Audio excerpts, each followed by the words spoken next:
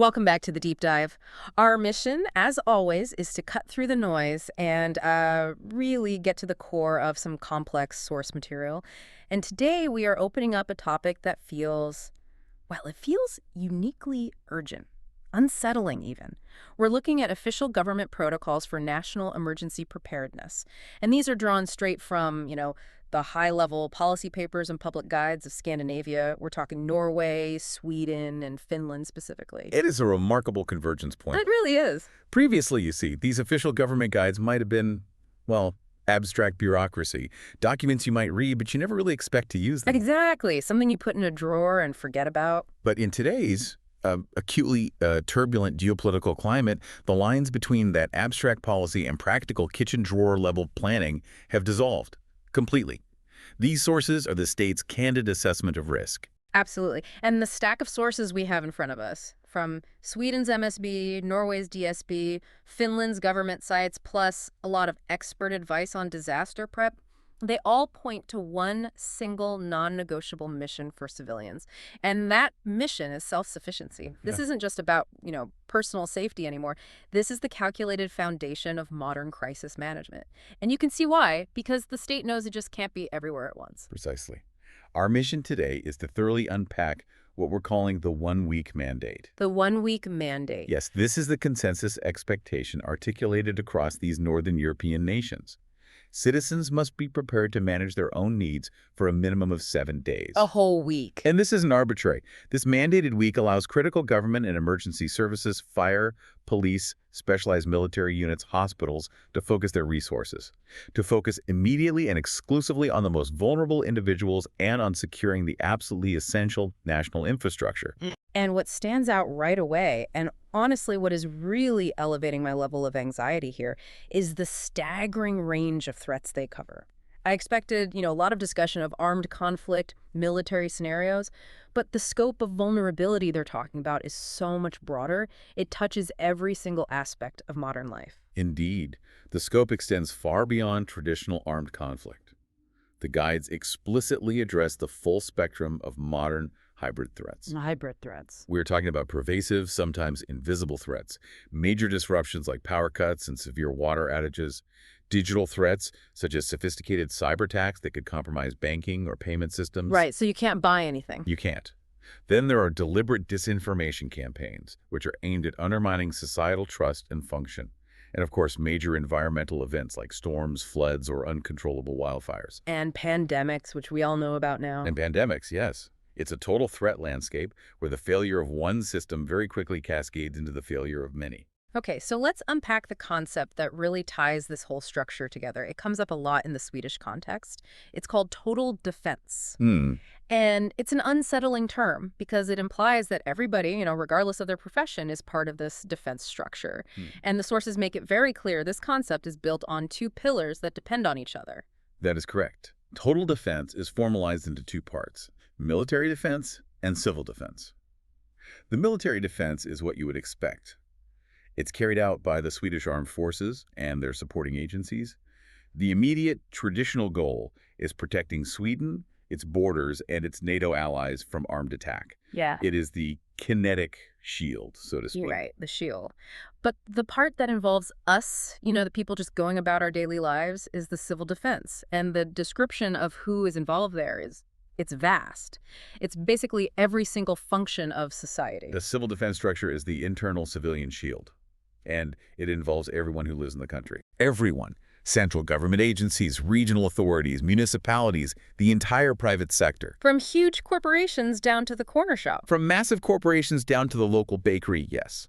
And all nonprofit and volunteer organizations. Its core mandates are twofold. First, to actively provide comprehensive support for the military defense efforts, everything from logistics to medical aid. Second, and this is most important for the population, it is tasked with protecting civilians and ensuring that essential public services continue.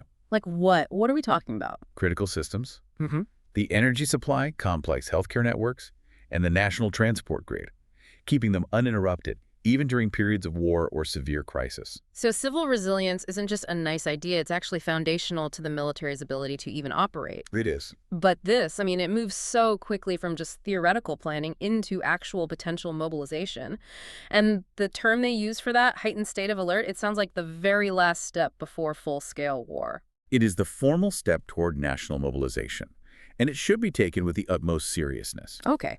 A heightened state of alert is an explicit declaration. It is announced by the government in the event of war or an imminent, serious threat of war. The clear intention is to fully mobilize the country's entire defense capability. Both military and civilian. Both. And to ensure that absolutely all essential services and societal functions remain completely uninterrupted. It signals that citizens may be about to transition from passive preparedness to active duty. And this is where the policy becomes. It's strategically fascinating, but to be honest, it's really difficult to process for someone who's just used to peacetime. If you aren't called up for military service, the instruction is incredibly practical, but it's also profoundly unsettling. They tell you to just go to work as usual, unless you have a specific wartime posting. This is perhaps the most important strategic insight of the entire total defense doctrine. Go to work. That instruction falls under the broader umbrella of total defense duty. This duty applies to nearly everyone residing in Sweden. Citizen or not. Citizen or foreign national, from the year they turn 16 until the year they turn 70. 16 to 70. Yes. And this obligation can consist of military service, civil defense service, or carrying out specific tasks under what's called general national service. But let's just dissect that instruction for a second. Go to work as usual. Why is that considered a core military duty? You know, the accountant balancing the books, the grocery store clerk stocking shelves. Why not just tell everyone to shelter at home? Because society is the defense. Ah. If, upon mobilization, a critical mass of the population stays home, the economy collapses instantly. Supply chains cease. Transportation stops. Healthcare workers don't show up to the hospitals. If people stay home out of fear, they have achieved the enemy's goal of creating chaos without firing a single shot. The strategic calculation is that the military needs a stable, functioning logistical backbone to defend the nation. Therefore, remaining at your civilian post, ensuring the school remains open or that essential goods are transported, that is defined as executing your total defense duty. It is the ultimate statement that the continuity of society is simply non-negotiable. That reframes the entire concept of what it means to be a citizen during a conflict. It's about actively denying the enemy the victory of chaos. Exactly. If you are not assigned a specific wartime posting, the instruction is clear. You must remain at work. Or carry out other defined tasks that support Sweden's total defense system. It emphasizes institutional resilience and social cohesion over mass panic. Okay, let's move to the non-military side of this. The Finnish and Norwegian guides, they really emphasize threats that are less about tanks and soldiers and more about silence, cyber warfare, and deep infrastructure fragility. This feels like the most immediate pervasive danger we face right now. This is the era of the hybrid threat. It targets the seams of our modern convenience. Finland, drawing on its long history of confronting this kind of influence, highlights information influence and hybrid activities. What does that actually mean? It encompasses sophisticated terrorism, targeted cyber attacks on infrastructure, sabotage, and, crucially, coordinated disinformation campaigns. And these are specifically designed to undermine societal trust in authorities and in basic functions. The attacks are not always explosions. Sometimes they're just keystrokes. And the Norwegian source? Hmm. It gives a very stark, almost terrifying warning about infrastructure collapse. It really illustrates the complete fragility of our interconnected world. It is the dependency risk. They warn explicitly of the risk that a power failure will not stop at just the lights going out. Right. Because water pumps, sewage treatment, banking systems, the internet backbone, mobile phone networks, they all rely on consistent electricity. So one thing goes down. And a single point of failure can cascade. A sustained power failure quickly knocks out water supplies, sewage systems, payment infrastructure, and all digital communication. Simultaneously, these dependencies mean one successful attack or one major storm can result in total system failure across multiple critical sectors within hours. It's the sheer complexity of our existence that makes us so vulnerable. And when you turn back to the military context, it feels like they are pulling absolutely no punches. The warnings are explicit. They're about the elevated global threat level and the types of weapons that citizens must be prepared for. The Swedish guide is remarkably candid. It reflects the current geopolitical environment. It states unequivocally that military threat levels are increasing and the citizenry must be prepared for the worst-case scenario, Which is? an armed attack directly on the nation. They explicitly reference armed conflicts in our corner of the world, Uh-huh. and they address the elevated, if still unlikely, risk that unconventional weapons, nuclear, chemical, or biological, may be used during attacks. And what do they say to do? The recommended action, regardless of the specific weapon used, remains universally simple. Seek immediate cover. And they conclude that whole section with a statement that is, it's far more than just policy or planning. It feels like a clear historic and psychological promise to the populace. Yes. The definitive statement from the Swedish government, distributed in this official brochure to every single household, is this: if Sweden is attacked, we will never surrender. Any suggestion to the contrary is false. Wow. This declaration serves multiple purposes. First, it is a clear statement of national intent to external powers. Second, and equally important, it acts as a critical psychological defense against disinformation. It preemptively counters any narrative designed to sow panic or encourage surrender. It emphasizes courage and the moral will to defend the open society, even if personal sacrifices are required. Okay, so now we transition from the high-level policy of total defense, the sort of abstract strategic ideas, to the immediate, grounded, and practical reality of home preparedness. The goal, which we have to keep coming back to, is being self-sustained for a minimum of 1 week. This is where the strategic rubber meets the road of reality. If the state is strategically prioritizing the securing of infrastructure and focusing resources on the most vulnerable, then every other citizen needs to handle their own basics for 7 days. Mm-hmm. And the absolute highest priority across all sources is water. Water. Nothing else is close. Yeah, that makes sense. Water is primary because you can go weeks without food, but only days without water. Sweden's recommendation is at least 3 liters of water per person per day. That's for drinking and cooking. But the Norwegian Directorate for Civil Protection, the DSB, they go even further in setting the storage goal. They do, and this is where I expect the logistical challenge truly hits home. The DSB recommends storing around 20 liters of drinking water per person 20 liters? to cover the minimum requirements for that 1-week mandate. So for a family of 4, that's 80 liters. Yeah. That is a substantial amount of space, especially in a city apartment. It is. Right. I mean, if I'm living in a small metropolitan flat, 80 liters of water isn't just a preparation task, it's a structural challenge.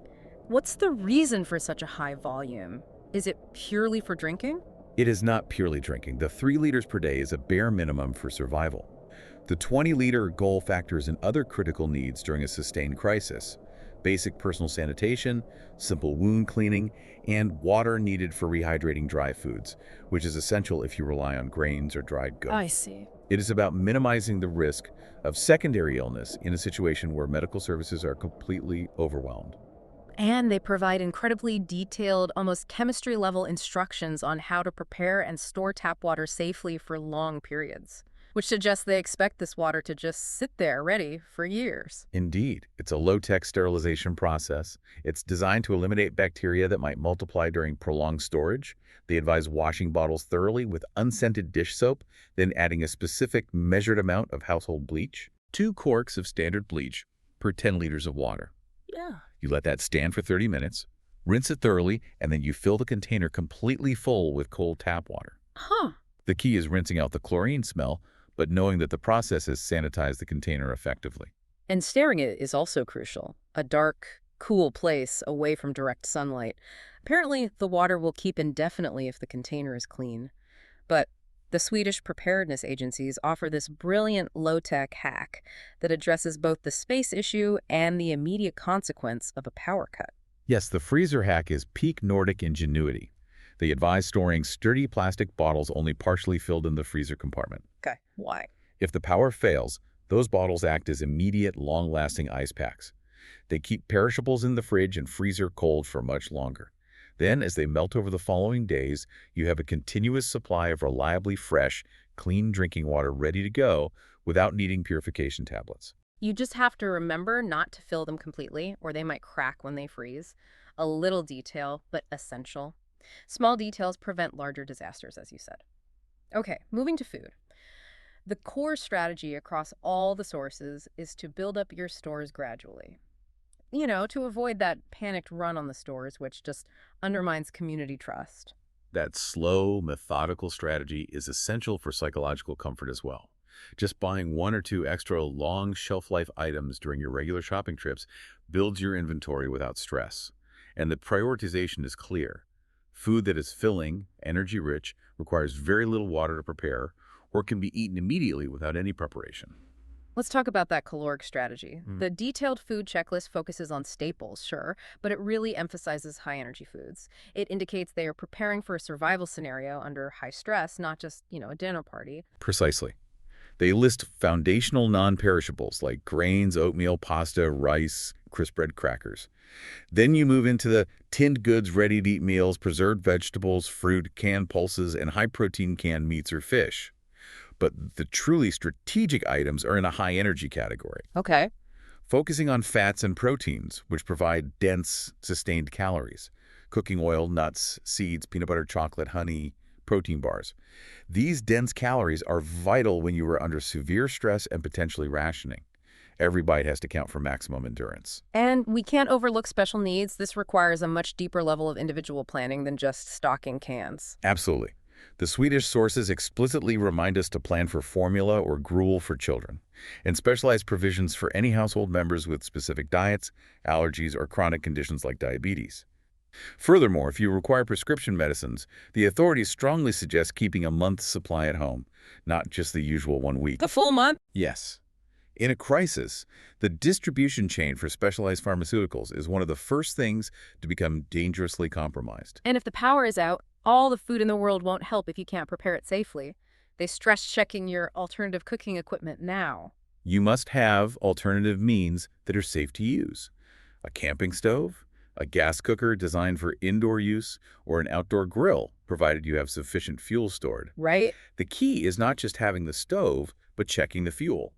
Gas canisters expire, batteries corrode, regular equipment checks are part of the mandate. Let's pivot to payments and communication.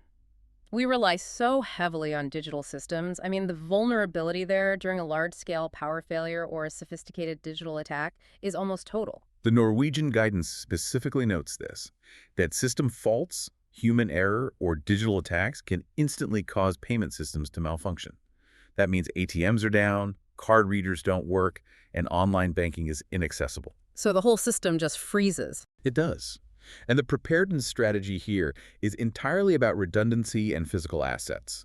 Cash, cards, and bank diversification. So cash is king again. Have enough physical cash for at least 1 week, preferably in different smaller denominations. I find the small denomination advice insightful. If the power is out, making change will be impossible for local retailers. Exactly. And the redundancy strategy extends to your financial life. Keep a multiple payment cards, debit and credit from different banks, potentially even from different countries, in case one specific banking system is targeted or suffers a localized collapse. And for information and communication, the priority is receiving official guidance. That seems to override all personal contact needs. They strongly recommend a battery, solar, or wind-up radio. In Sweden, Sveriges Radio, channel P4, is the designated official emergency channel. P4. It's the backbone of crisis communication. It is designed to continue broadcasting vital information, instructions, and reassurance, even if the mobile network towers, the internet, and television transmitters are all completely dark.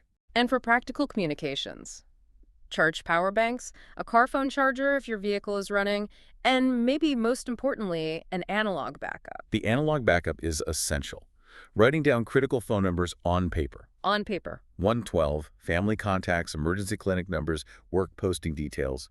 Because if your phone is dead and your memory is stressed, your digital contact list is completely useless. The final utility focus is heating and lighting. In the Nordic winter, this moves from a comfort concern to an absolute survival necessity. Indoor temperatures can drop dangerously fast during a power cut. The mitigation strategies are highly practical and focus on passive heat retention.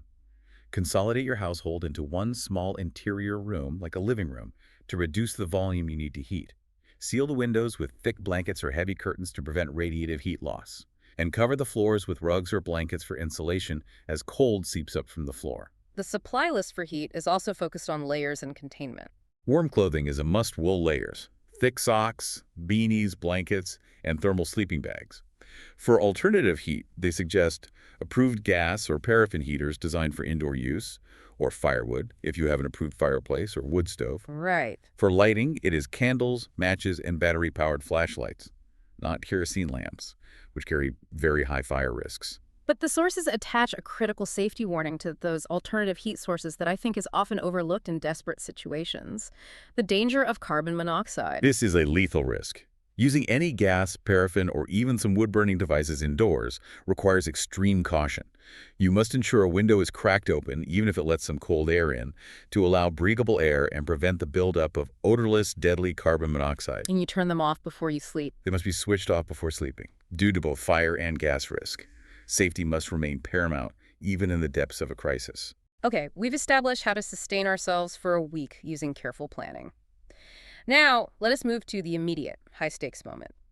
The reaction when an external threat mandates instant action. This section deals with official protocols, from decoding the warnings to emergency evacuation gear. The warning systems are meticulously designed to trigger immediate and specific civil responses.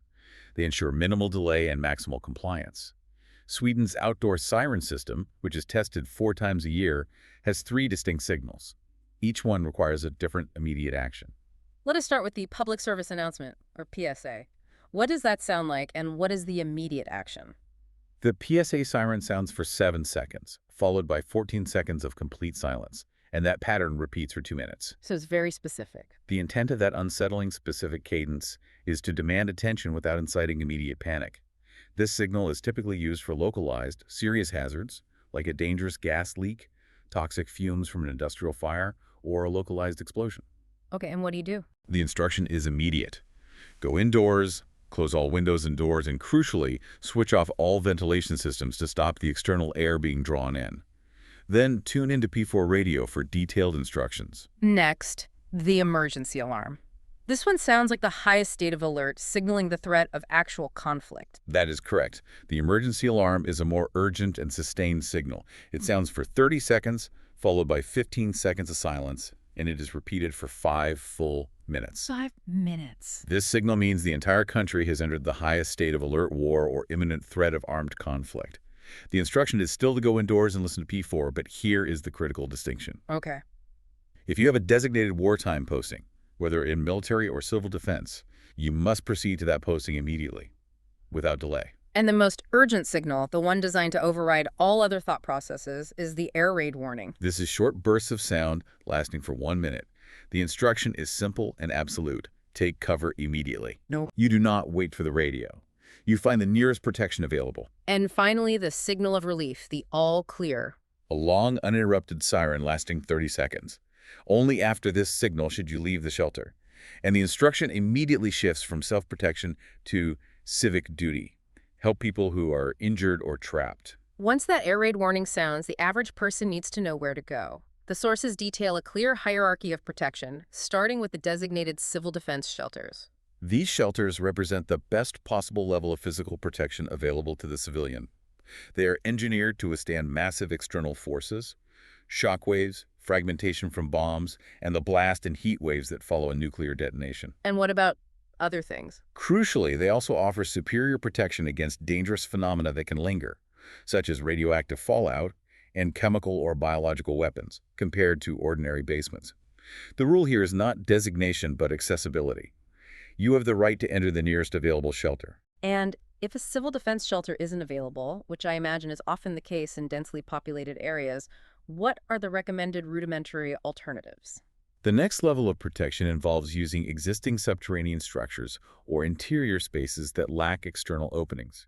This means basements, cellars, underground car parks, below-ground metro stations, or tunnels. And if you're inside already? If you are indoors but above ground, seek an interior room with no external windows, a bathroom or a hallway core, which offers more layers of protection from fragmentation. And if you're caught outside, the absolute last resort, what are you told to do? If you are caught and do not have time to take cover inside any structure, the instruction is to lie down immediately on the ground, preferably in a small natural pit, a ditch, or behind a sturdy physical barrier for minimal protection against blast waves and fragmentation. The sources also mention that in the unlikely event of a nuclear detonation, you still take cover as you would for an air raid. Radiation levels will lower drastically after a couple of days, meaning seeking immediate shelter is always the priority. Now, connecting this back to the personal gear, the idea of the evacuation bag. We have two distinct concepts here that provide crucial granularity: the BOB and the WSH bag. These terms, popularized by disaster survival guidance and integrated into the practical advice provided, they offer distinct functionalities. The bug-out bag, or BOB, is the general disaster survival kit. Right. It should be relatively lightweight, ideally under 20 pounds, and roadworthy. It's designed for medium-term survival or evacuation, maybe 3 or 4 days worth of supplies when movement is required. What are the BOB essentials then, given that it's designed for mobility and short-term displacement? The BOB must focus on general survival tools that facilitate self-reliance in a non-urban environment.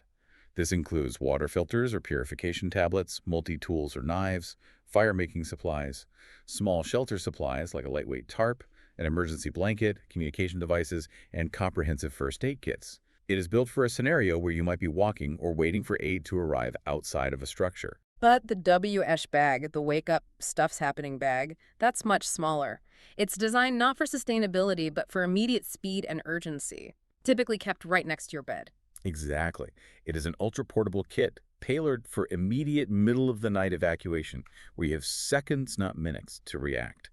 The WSH bag contains purely essential documents and immediate resources, not camping gear. So what's in it? We are talking about cash, photo ID, passports, prescription medications, and backup USB drives containing copies of important financial and family documents. Its purpose is to ensure that even if your house is gone, your identity and administrative life are secure. Speed is paramount. Regardless of the bag type, the evacuation checklist from the Swedish source focuses on the critical items you must bring if you cannot return home for a while. This official list synthesizes the requirements: food and water for a few days, identification and payment options ID, cash, cards, essential specialized medical aids, a radio, adequate warm clothing, and water-resistant outerwear suitable for the climate. And interestingly, a map and compass a nod to the fact that GPS or mobile networks may fail, Of course. alongside handwritten information like phone numbers and insurance details. And finally, immediate safety and first aid protocols. If you are caught in a terror attack, which is a recognized hybrid threat, there is a clear three-step response protocol. It is the internationally recognized Run, Hide, Tell protocol, designed for rapid assessment and survival. First, run away from the location of the threat if escape is possible. Second, hide-lock yourself in a secure room or secure location, and crucially, put your mobile phone on silent mode. Third, tell authorities by calling the emergency number 112. And there is a vital warning attached to that tell step, which I think people in their panic would often overlook. You must resist the urge to call family or friends who might be in danger. Why not? The vibration, or the sound of your ringing phone, could reveal their hiding place and endanger them further. You should only call 112 to request help, to avoid overwhelming the network and exposing others to risk. This small detail illustrates how much of this preparedness is about discipline under duress. For physical injuries, specifically severe bleeding, they provide a very basic but effective first aid instruction. It's designed for the average person who may not have a medical kit. If you encounter severe bleeding, the immediate steps are to call 112 and then apply immediate, direct, firm pressure on the wound. This is done using whatever is available: a bunched-up piece of clothing, a scarf, a sterile dressing if you happen to have one. Critically, you must apply that pressure with extended and outstretched arms and maintain it until professional medical personnel arrive. And if you get tired? Ask someone else to apply pressure on top of your hands if you feel yourself becoming fatigued. Consistent, strong pressure is key to survival. And regarding radiation hazards iodine tablets, the sources are very, very careful about advising when and if these should be used, because they can be more harmful than helpful if you take them at the wrong time. This is a major area of public misinformation. Iodine tablets, which saturate the thyroid gland and prevent the uptake of dangerous radioactive iodine in the event of nuclear accidents. They should be stocked by those under 40 years of age and those who are pregnant or breastfeeding. But However, it is absolutely essential to refrain from taking them independently. They must only be taken on explicit instruction from the disaster management authorities. The timing of the dose is crucial. Taking them too early or too late renders them ineffective and can cause side effects. This underscores the need for constant reliance on official guidance even when you possess the tools. this deep dive has detailed the extreme physical and logistical preparation required: the water, the food, the kits. But the sources also devote significant strategic space to the fact that in a crisis, the threat isn't just physical, it is profoundly mental. This recognition that we have to defend against panic and despair is an essential component of modern total defense. This comprehensive focus on mental health is a fundamental component of modern preparedness. It recognizes that emergencies severely impact psychological well-being. The WHO data referenced in our sources confirms that nearly all people affected by emergencies will experience acute psychological distress. What does that look like? It manifests as anxiety, profound sadness, difficulty sleeping, or extreme fatigue. It is a natural human response to a collapse of safety. But the long-term impact in conflict zones is where the real societal risk lies. Absolutely. The sources indicate that 1 in 5 people, 22%, who experienced war or conflict in the last decade have developed chronic mental health conditions, such as depression, anxiety, post-traumatic stress disorder, PTSD, bipolar disorder, or schizophrenia. So it's a huge number. It is. Emergencies are not psychologically neutral. They severely exacerbate pre-existing social problems like poverty or discrimination and induce new, profound problems such as family separation, loss of housing, or harmful substance use as a coping mechanism. And the disruption of social networks seems to be the major vulnerability they point out, because human connection is the core of our resilience, right? When essential services fail and daily routines collapse, social networks are often severely disrupted. This leads to low trust, increased isolation, and a collapse in mutual aid. This is why international guidelines recommend implementing comprehensive MHPSS mental health and psychosocial support in all emergency preparedness plans. It's about treating the mind as a critical infrastructure component. So if MHPSS is the policy, what does it actually look like in practice for the individual who is facing acute stress? What are the specific coping mechanisms they advise? Individual advice centers on maintaining structure, routine, and connection, which are stabilizers in chaos. You are strongly encouraged to talk to others, family, friends, neighbors, or a mental health organization, about your feelings. This reduces isolation and normalizes the distress. Crucially, they advise taking rigorous care of your personal health, The basics. prioritizing good food, ensuring sufficient sleep, and maintaining physical exercise, which are proven biochemical stress relievers. And I find this part particularly insightful. A very practical piece of advice is to actively restrict your news intake to a manageable level. Yes. In the age of constant information, overconsumption of frightening news feeds anxiety and undermines resilience. The advice is to check for updates only at specific times of the day from verified, official sources, and then disengage. Just step away. Yes. Furthermore, for those who feel helpless, getting involved in organized preparedness, perhaps by helping others or joining a voluntary defense organization, can provide a vital, stabilizing sense of purpose and competence, which is an active countermeasure against feelings of anxiety and despair. And collective resilience is built from these individual actions. What does that community support look like in an official MHPSS context? Collective resilience is reinforced through community self-help initiatives. This involves deliberately including and supporting vulnerable groups and training frontline workers in psychological first aid or PFA. TFA. It is crucial. It is not therapy, but a set of skills focused on immediate, non-intrusive support. Assessing needs, listening without forcing conversation, comforting the distressed, and connecting people to resources, all in the immediate aftermath of a crisis. It stabilizes rather than treats. So if the psychological threat comes from within, from our own distress, the external threat comes directly from disinformation campaigns, and they are designed specifically to erode the will to defend. That is the core tenet of psychological defense doctrine. Foreign powers and malicious non-state actors utilize sophisticated misinformation and propaganda, often leveraging the speed and reach of online platforms with the singular goal of sowing profound mistrust in government, the media, and core institutions, thereby eroding the fundamental willingness of the populace to defend itself or cooperate with authorities. What are the specific tactics they use that we should be looking out for? The tactics are increasingly sophisticated. They range from spreading outright simple lies or creating easily digestible false narratives to deploying deepfakes, Deepfake. highly convincing manufactured images, videos, or voice recordings that appear absolutely authentic. Their key psychological tactic is to elicit strong, immediate emotional reactions: fear, worry, extreme suspicion, anger. Why does emotions? Because these strong emotions bypass the rational, critical thinking centers of the brain and ensure the content spreads virally before it can be verified or debunked. So how does the individual citizen fight back and contribute to collective resilience against this information warfare, which can feel so overwhelming? The official sources advise 4 cognitive defense steps designed to counteract the psychological manipulation. First, be mindful of any content that elicits a strong, immediate emotional reaction. Stop and ask yourself why it makes you feel that way. Second, only share information that you know without a shadow of a doubt comes from reliable and established sources. So check the source. Always. Third, before accepting or sharing any significant piece of news, try to verify the information from several different trusted sources. And fourth, if something serious has happened or is being alleged, always seek official verification directly from your government or emergency sources. The goal is to slow the emotional response and re-engage critical thought. Finally, the sources heavily stress the importance of community of cooperation in making the one-week mandate achievable for everyone, especially since we know not everyone can store 80 liters of water in their apartment. Preparedness is not, and it cannot be, a solitary act. It is inherently a communal, collective one. The Norwegian sources advise finding a preparedness buddy, whether a neighbor, a family member, or a friend.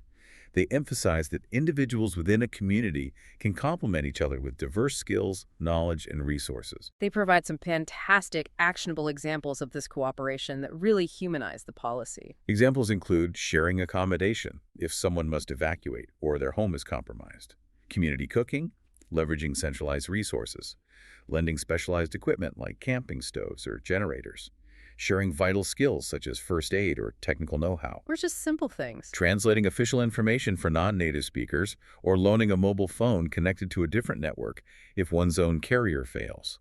It's about pooling that 7-day resilience among neighbors.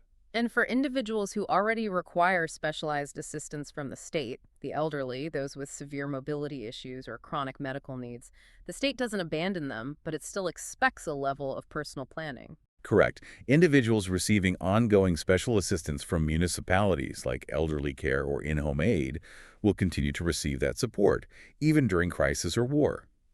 However, those individuals must still develop a comprehensive personal crisis emergency plan tailored to their specific needs. So they still have a responsibility. Yes, this plan must include detailed provisions for ensuring prescription medicine supply continuity and, crucially, planning transport and access to a shelter or protected area. It's about ensuring continuity of care, even if they have to evacuate. So the emphasis remains on personal competence and planning as the foundation of even municipal support. Even the highly vulnerable are asked to contribute to their own safety plan. Yes, it is a strategic requirement. It ensures that the state's already strained resources are not diverted to finding necessary medications or arranging basic transport for those who could have planned it themselves. Even details like ensuring guide dogs or service dogs are prepared and documented for entry into civil defense shelters are covered. The Scandinavian model is uniquely structured to leverage the individual's capability to strengthen the national fabric. This deep dive has moved from the high-level policy of total defense down to the immediate specifics of, carbon monoxide risk and cleaning water containers with bleach. The overwhelming message for our listeners seems clear. Preparedness is not about existing in a state of paranoia. It's about building competence and community strength as a proactive civic duty. That is the essential takeaway. The model we have analyzed merges the highly practical supplies, the 20 liters of water, the WESH bag by the bed, with a profound civic duty to the collective. By ensuring you can manage for a critical 7 days, you are literally freeing up national emergency resources to protect the weakest and most critical infrastructure. You are effectively transforming personal resilience into a national security asset. The sources demonstrate that in modern conflict or large-scale crisis, the individual citizen's ability to remain self-sufficient for that initial 7 days is viewed not merely as personal safety. It's seen as a critical component of the national defense infrastructure. It reframes the role of the civilian entirely, from a passive recipient of aid to an active participant in defense. Indeed. We are often told that the state will provide in a crisis, which is structurally true for the most vulnerable. But after analyzing these comprehensive defense plans, the real question is fundamentally different. If your self-sufficiency for 1 week is designed to be the country's first line of defense, how does that shift your understanding of your own civic duty during times of peace?